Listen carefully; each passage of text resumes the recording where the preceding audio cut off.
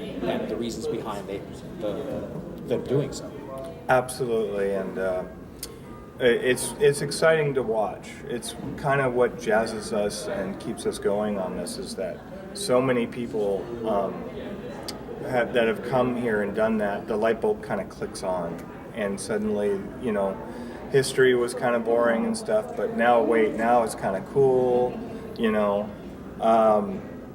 and board games are kind of interesting in the way they're designed. Designers don't kind of sit down and go, okay, I got these cool mechanics, what am I going to do with them, like they do in Euro games. What they do is they research the history and build mechanics into the game based on what actually happened.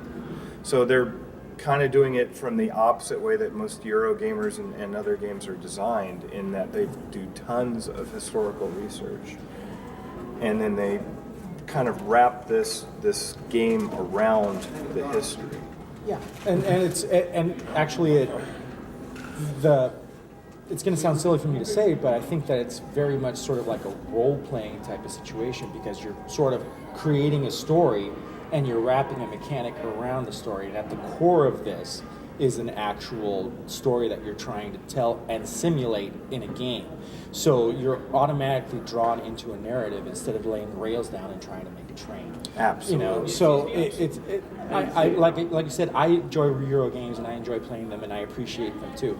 But there's a level of intellectual and emotional engagement that I get out of war games that I don't get out of other games. Even miniatures games that sort of have like these fantastic storylines.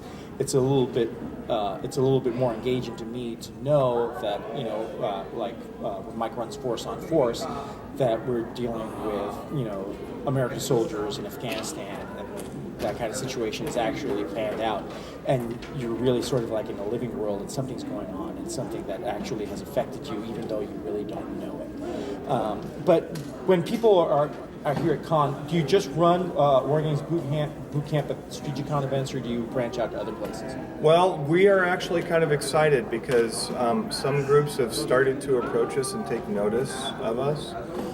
We've gotten calls from other conventions in Northern California who've made offers to they really want our model, our structure, and they want us to come up and teach them that.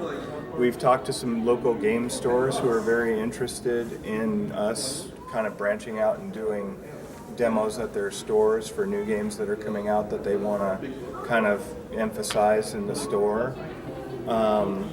So, we never expected any of that. We just kind of put this together because, it's our passion, and we firmly believe in, helping out those people who are kind of on the fence or never tried one and want to try it kind of thing, and that was our thing. So your model, now that we've brought that up, what actually is your model? How do you attract people to the games?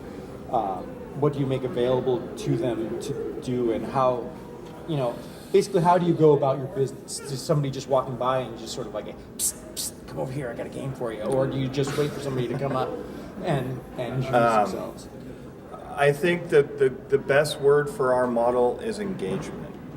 And my wife, who doesn't really play the games, but is very supportive, and Brett, the other guy's wife, Gail, come out and help us while we're busy running games. They see someone come walking up with some interest and says, well, hey, this is the War Game Boot Camp. Is there anything you're interested in doing? I mean, is anything here interest you? Another thing we do is we set out a whole bunch of different types of games, and we try to visually draw people in. We try to make it extremely friendly. We're all about customer service and about accommodating the person. We do not have a set schedule of games. We simply are open. You come up and you say, I've got an hour between my tournaments at whatever. And we say, no problem, we got a game that's perfect for you. Are you interested in this? Are you interested in that? We try to find out about the person. And I think that's kind of key, because a lot of these people want to talk about themselves and want to talk about their experiences in relations to what they know about history and gaming and everything else. And when you do that, you know, the shyness and the reservations kind of start fading away, and then you can engage and say, hey, I think this one might fit you really well. Why don't we sit down and I will run you through it, and if it's not for you, that's fine. But, you know, if you like it, we can keep playing it, or, you know, I can introduce you to other stuff. And to be honest, it's really, really successful. We have people who have now come back for 2 or 3 years now, and will make a beeline straight for the War Game Boot Camp and say, okay, I have my schedule from the con, this is what I'm going to do, but I'm here, here, and here. Can I play this, this, and this? And I'm really interested in this.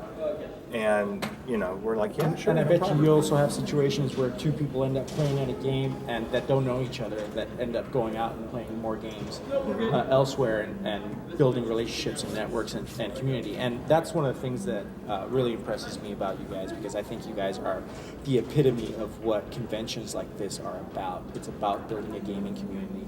It's about opening people's minds to new ways of entertaining themselves and educating themselves. And it's a lot of people that view gaming view people as socially awkward, or there's a lot of those predisposed ideas. But really, all the people that I've met over here are intelligent people that like enjoying themselves, that like opening themselves up to new things, and you know, you guys provide a very unique opportunity for people to do things that otherwise they would never ever try to do.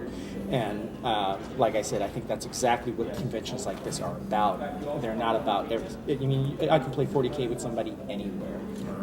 But I come over here and I don't only want to play 40K, but I go off and play something else and discover new things about gaming. And I think that you guys, more than anybody here, really sort of promote that idea in a very friendly and very open way. And I wish you all the luck in the world with all of your future endeavors in War Games Boot Camp, and I hope to see you all over the country at some point with your wonderful model of educating people with war games and keeping the spirit of war games alive. Thank you so much. And that's pretty much it for this interview, guys.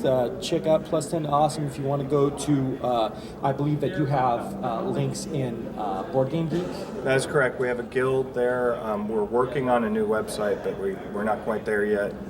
And we're going to be at some of the local LA game stores, so you know, check their websites and there'll be listings. Definitely, and there's a lot of links coming out of our site for that, and there's definitely a link for Board Game Geek. Just look them up. That's War Games Boot Camp, and we'll see you guys at the next con. Talk to you later. Thanks. Thank you, sir.